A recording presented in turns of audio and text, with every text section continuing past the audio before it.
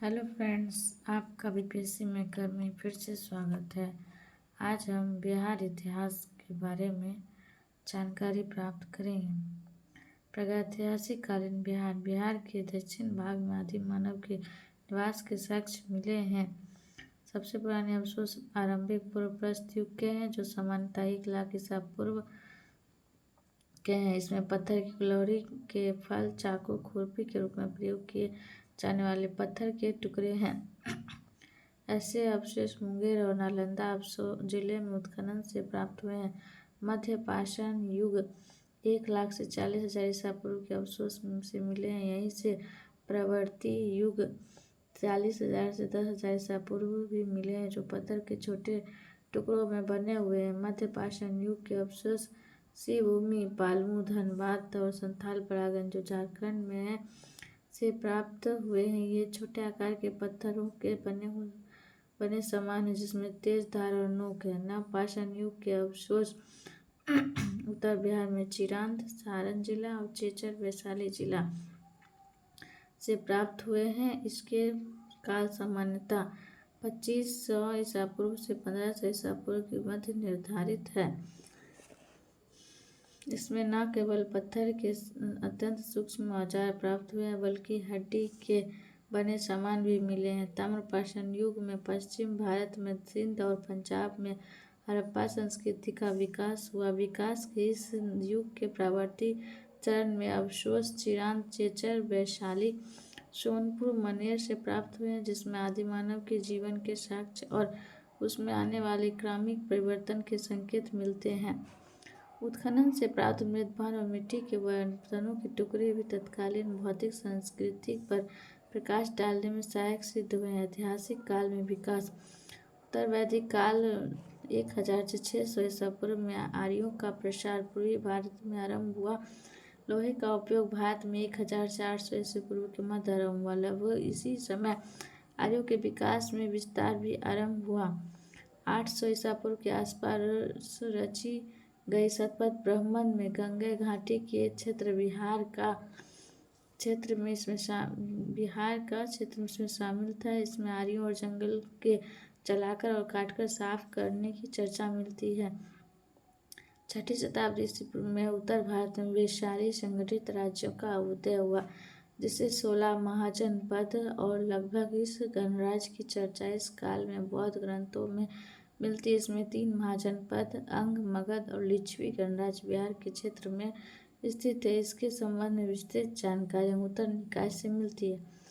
Professor are Davis की पुस्तक बुद्धि इंडिया के अनुसार 16 महाजनपद है। काशी इसमें से फर्स्ट काशी, कौशल, अंग, मगध, वृची, मल, चेंदी, वत्स, क्रू, पंचाल, मत्स्य, सुरसेन, अश्मक, 14 अवंती, गंधार और कंबोज।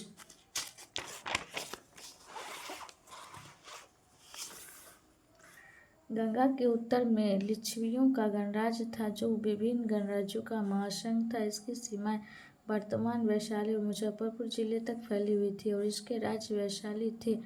अंग का राज्य वर्तमान मुंगेर और भागलपुर जिले के क्षेत्र में फैला था। इसकी राजधानी चंपा भागलपुर के समीप थी। मगध की राजधानी वर्तमान पटना, नालंदा और गया जिले के क्षेत्र थे। इसकी राजधानी गिरिवज्र अथवा राजगिरी थी।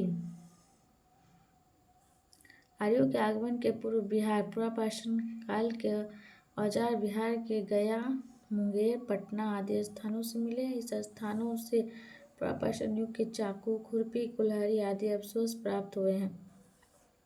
मुंगेर के भीमबांध से पुरापाषाण युग के औजार मिले। गाय के जेठनिया से पुरापाषाण युग के कुल्हाड़ी, चाकू आदि प्राप्त हुए। सोनपुर के सारण के चिरांद में हड़प्पा कालीन का युगीन काले और लाल मृदभांड के अवशेष प्राप्त हुए हैं। ऐसे अवशेष भागलपुर, राजगीर एवं वैशाली से भी प्राप्त हुए हैं। ये सामग्रियां 1000 ईस्वी पूर्व की है, जो बिहार में ताम्रपाषाण युगीन सभ्यता का प्रमाण है। उत्तर पाषाण युग में बिहार संस्कृति रूप में विकास अवस्था में थे। लोगों ने गुफाओं से निकलकर कृषि कार्य शुरू किया तथा पशुओं को पालने लगे। लोग इस समय तक मृतभांड बनाना, खाना पकाना, संचय करना आदि सीख गए थे। ऋग्वेद के अनुसार आर्यों के आगमन के पूर्व बिहार में सभ्यता संस्कृति का विकास हो चुका था। ऋग्वेद में बिहार क्षेत्र के लिए कीकट एवं वध शब्द का उपयोग किया गया है। वाल्मीकि रामायण में मालद और करुणा शब्द समता बक्सर क्षेत्र के लिए प्रयुक्त हुआ। राम ने यही राक्षसी तारका का वध किया था। वायु पुराण में गया और क्षेत्र में असुरों के राज होने की चर्चा मिलती है। बिहार में आर्यों का आगमन। कुछ इतिहासकारों के